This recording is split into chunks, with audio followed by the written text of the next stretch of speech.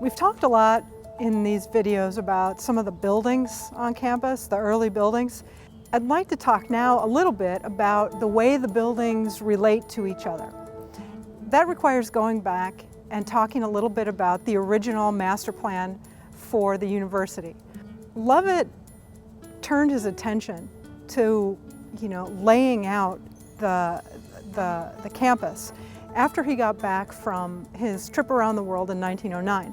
He put out a call for architectural proposals and quickly decided on the firm of CRAM, Goodhue, and Ferguson of Boston. When confronted with the piece of property that we had purchased for the Institute, Ralph Adams CRAM described it as a level and stupid site. And it's hard to argue with that. It's a crazy piece of property. It turned out in the end to be five-sided, sort of tipped.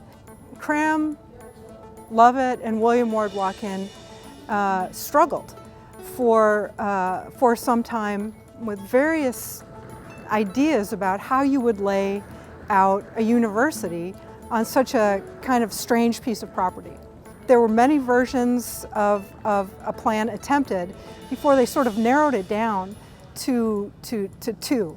And CRAM had two offices, one in Boston and one in New York, and each one of them separately came up with a proposal for a master plan for the entire future of the university.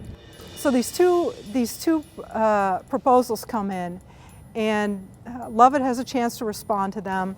There's back and forth, and in the end we get the final approved master plan for the institution.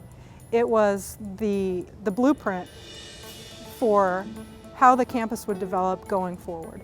The first real deviation from the plan doesn't happen until after World War II, when Fondren Library is put smack in the middle of the long corridor that was meant to be there.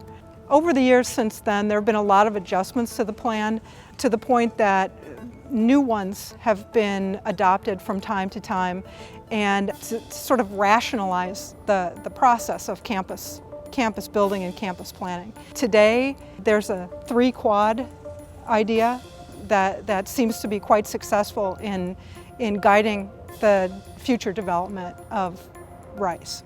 I think that the original planners, if they could come and see this today, I think they would be surprised by the way things have developed, but I think that they would be generally pleased with how things have worked out so far.